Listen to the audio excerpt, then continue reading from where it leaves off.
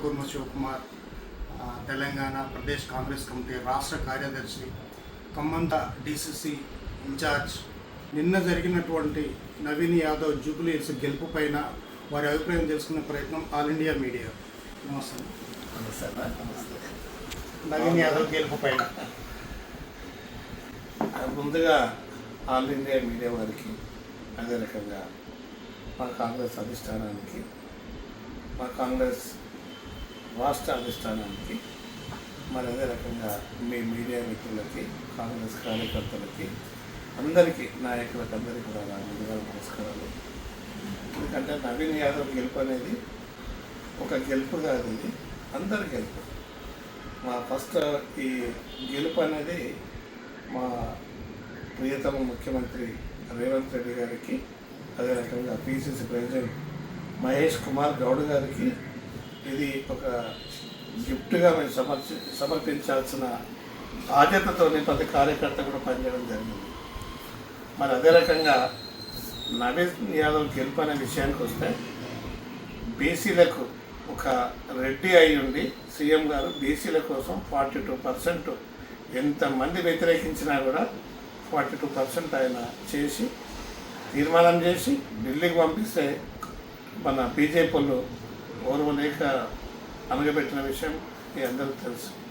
కానీ అవన్నీ కూడా పట్టాపంచాలు చేసి బీసీలందరూ ఏకమై ఓటు వేయడమే కాదు, ఓటు వేపిస్తాం, బీసీ బిడ్డను మేము గెలిపిస్తామని ఇంత ఉన్నా కూడా, ఏదో సింపతని ఏదో చెప్పినా కూడా ఇంత పెద్ద మెజార్టీతో గెలిపించడం అనేది ఇది రేవంత్ రెడ్డి గారి గెలుపు, ఇది బీసీల గెలుపు, ఇది నవీన్ యాదవ్ గారి గెలుపు, మా అందరి గెలుపు కింద మేము భావిస్తూ ఉన్నాం. రానున్న రోజుల్లో తప్పకుండా బీసీలు కానీ కాంగ్రెస్ పార్టీ కానీ ముందుకెళ్లే విధంగానే మేము ముందుకెళ్తా ఉంటాం.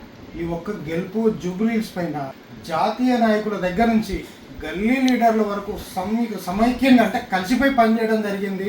జూబ్లీ హిల్స్ అంటే తెలంగాణ రాష్ట్ర నాయకులు, కార్యకర్తలు అందరూ కూడా జూబ్లీ హిల్స్లోనే ఉన్నారు అనేటట్టుగా అనిపించేలా ప్రచారం జరిగినప్పుడు మీకేమనిపించింది? మేమందరం కష్టపడ్డాం, మా బాధ్యత అది. ఎందుకంటే కాంగ్రెస్ పార్టీని కాపాడుకోవాలి, కాంగ్రెస్ పార్టీ చేసే స్కీములు కానీ, కాంగ్రెస్ పార్టీ చేసే అభివృద్ధి కానీ, కాంగ్రెస్ పార్టీ చేసే సేవలు కానీ, దేశానికి కానీ రాష్ట్రానికి కానీ, బడుగు బలహీన వర్గాల మైనార్టీలకు మహిళలు కూడా కాంగ్రెస్కి ఎంత సేవ ఏది చేయలేదు. ఎందుకంటే మేమందరం కాంగ్రెస్ పార్టీని గెలిపించే విధంగా కంకణం కట్టుకొని సమైక్యంగా కలిసి చిన్న కార్యకర్త కాడికి వెళ్ళి ముఖ్యమంత్రి దాకా కూడా ఆయన ముఖ్యమంత్రి ఆదేశాలు, పిసిసి ప్రెసిడెంట్ మాకు ఇచ్చిన బాధ్యతలు మా తల మీద పెట్టుకొని మేమందరం కష్టపడ్డాం. వాస్తవానికి మా కాంగ్రెస్ అందరం కలిసి ఏకమైతే ఏ బీజేపీ కానీ, టీఆర్ఎస్ కానీ, పుట్టబోయే పార్టీలు కానీ, పుట్టిపోయిన పార్టీలు కానీ ఏవి మాకు పోటీ కాదు, మా గోటి కూడా సాటి కావు. రాబోయే సర్పంచ్ ఎలక్షన్, ఇక మిగిలిన భాగం సర్పంచ్ ఎలక్షన్లో ఎంపీటీసీలకు మీరు ఇచ్చే సందేశం? తెలంగాణ మొత్తం సర్పంచులు కానీ, ఎంపీటీసీలు కానీ, జెడ్పీటీసీలు కానీ ఇవన్నీ కలిసి ఎంపీపీ, జెడ్పీ చైర్మన్లు కూడా తెలంగాణ మొత్తం వస్తుంది. ఇది రేపు పొద్దుగాల రానున్న మున్సిపల్ ఎలక్షన్లో కానీ, రానున్న గ్రేటర్ ఎలక్షన్లో కానీ తప్పకుండా కాంగ్రెస్ పార్టీ విజయగీతం ఎగరేసి తప్పకుండా కాంగ్రెస్ పార్టీ తెలంగాణని ముందు భాగంలో ఉంచే విధంగా పాలన జరుగుతుంది రేవంత్ రెడ్డి అధ్యక్షత. నిన్న జరిగినటువంటి బీహార్ ఎలక్షన్ల పైన, బీహార్ ఎలక్షన్లో భాగంగా అది ఏమైపోయింది అంటే, అది కొంచెం మిస్గైడ్ అయిపోయింది. మొన్న ఢిల్లీలో చిన్న పేలుడు జరగడము, అదంతా కాంగ్రెస్ వాళ్ళు ఇదని వాళ్ళకు ఏంటంటే, బీజేపీ వాళ్ళకి ఏంటంటే వాళ్ళకు రూపాయి ఖర్చు పెట్టేది రాదు, ప్రజలకు సేవ చేసేది రాదు. నీ బట్ట కాల్చి నా మీద వేసి, నా బట్ట కాల్చి ఇంకోరి మీద వేసి, కులాల కోసం మతాల కోసం రెచ్చగొట్టి తల్లి కొడుకులకు, అత్త కొడలకు పంచాలు పెట్టే విధంగా వాళ్ళు ముందుకెళ్తారు. ఆ గెలుపు అనేది ఈరోజు లాస్ట్.